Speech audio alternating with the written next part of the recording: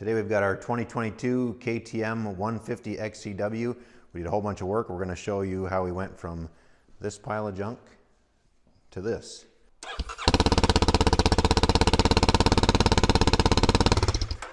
going to go give you a rundown on all the parts we did and tell you a bit about what we liked and what we didn't like. The first big upgrade was obviously UFO plastics. We got them shipped right from Italy. They seem to be pretty quality plastics. You know, these ones were shot, a lot of hard riding. Pipe shot, all dented up. So we did a new pipe. You know, we did new frame protection, radiator shrouds, that kind of stuff. I'll show you all those parts. This was the factory skid plate, just the OEM skid plate, just kind of junk. All these plastics were worn out and shot. Some of them, especially the airbox cover and those parts where the boots rub, were almost worn right through. So I'm going to try to remember everything that we did to this. Like I say, the first big one, UFO plastics. We did an Attack graphic seat cover with the gripper seat option on there. That turned out pretty good. And we did new ODI grips. We've got some older KTM bar ends on there that have worked pretty good for us in the crashes and stuff. We also went with UFO handguards on it. And then the graphics on our factory effects graphics. And we installed those with a dry method like they recommended. You know, no soap and water other than the front fender. The front fender was extremely difficult to fit. So that one we had to use soap and water and kind of move it around. You can see there's a lot of parts to that decal. While I'm on the front here, we kind of blacked out the front. We did Dingo the Dingo's upper fork guards. These are pretty heavy plastic. They just snap on over the fork tubes. They give you a huge level of protection on that upper fork. And we did a Polisport front brake disc guard. That turned out pretty good. And it works out pretty good. You've got to take it off to do tire changes and stuff, but it's only a couple bolts. And that also came with the fork protectors on the bottom leg. You can't really see it on this side, but spin the bike a little bit. On this side, you can kind of see that bottom fork protector. So it did come with those as well.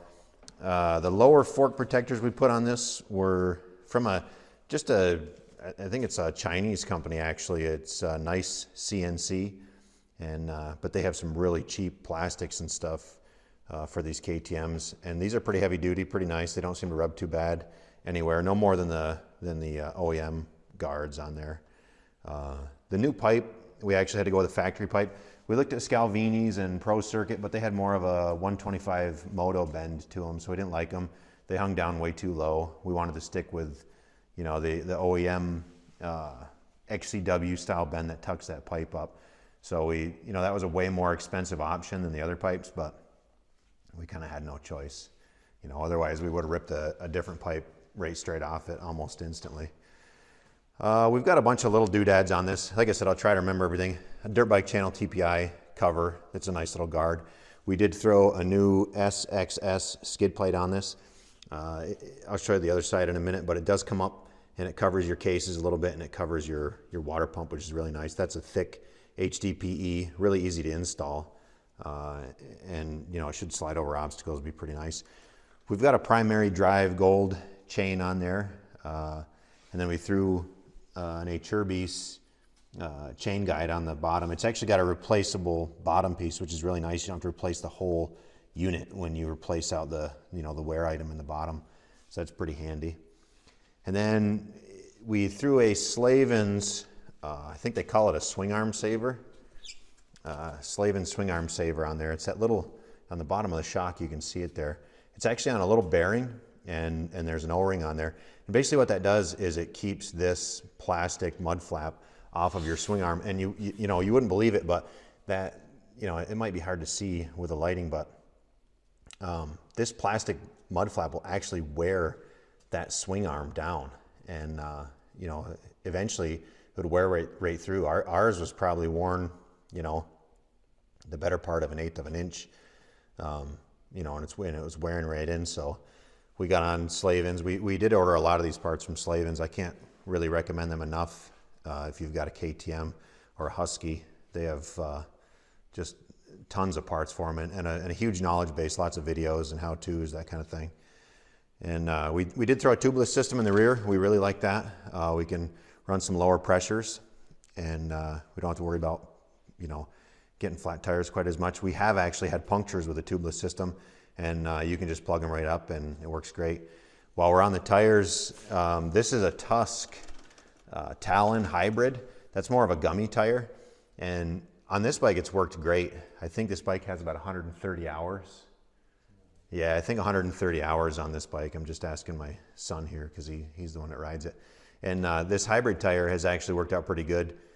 You know, this is a fairly low horsepower bike. I don't know how it would work on a higher horsepower bike, but actually, you know, this gummy type tire lasted us pretty much a whole season on this bike.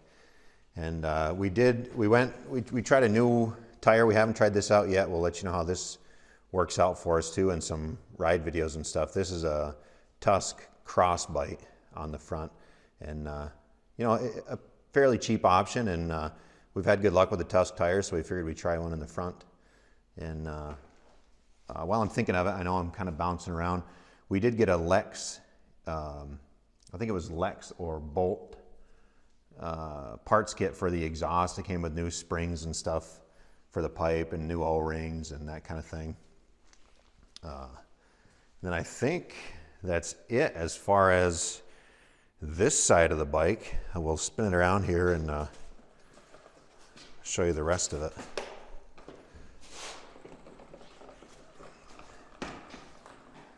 So, just looking. So, like I said, the SXS skid plate comes up and you know, guards your water pump. You do have to watch out on the install. It was pretty tight to the hose here, so we've got that. You know, I did actually have to trim that, you know, with a utility knife, trim that down because I didn't like the way that it rubbed the coolant line there.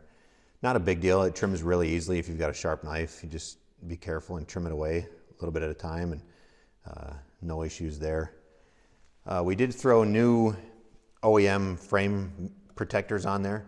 Those were worn almost right through after 130 hours of riding, believe it or not. The same with some of these plastics where the boots rub. They were worn right down. We got some parts from Moto ES. I think they're out of Turkey. This was this is a fin guard for the rear brake disc. Pretty nice. It bolts right into the bottom of that caliper mount, and it's a pretty sweet part. It looks pretty well manufactured. Like I say, another kind of bargain part, but pretty good quality from what we can see so far. The other part we had from Moto ES. Try to spin around the light here. These actually turned out pretty nice too. We bought their radiator guards, and their instructions aren't very clear. So we kind of had to fiddle with them a little bit. But in the end, you know, once you kind of pay attention where the bolts go and everything, they actually worked out really nice. They seem like a really, really decent part. Like I say, they're you know, a better price than a lot of the competition on that. So we haven't run a Tubliss system in the front yet. That's on the list. I think we will eventually do that just because we like that Tubliss system so much. And yeah, I'm just trying to think if there's anything else. We threw a new OEM clutch in there and all the clutch components. We repacked the muffler with Lexx. That was Lexx. Like I say, I think the hardware kit was from Bolt, and the muffler packing was from Lexx.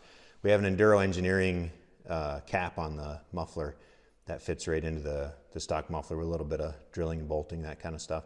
But it allowed us to put a spark arrestor in there and keep us compliant for the races we're going to run.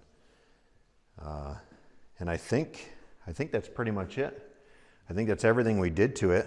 We're going to do some ride reviews and stuff with it. We'll let you know how these tires work out, let you know how that Polisport front protector holds up, the fork guards, the Dingo's upper fork guards, all that stuff. We'll kind of, you know, you can see the condition of the plastics and everything, and just how hard this bike gets ridden. So, you know, this muffler, you know, not as beat up as some that I've seen, but we've got some pretty solid dents in it and stuff.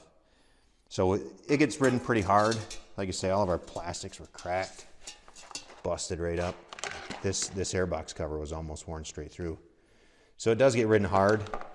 So we're gonna take these parts out and we're gonna torture them, and we'll let you know how they hold up, what we like, what we don't like. So stick around and subscribe, and we'll get you some ride reviews and let you know how this thing works out.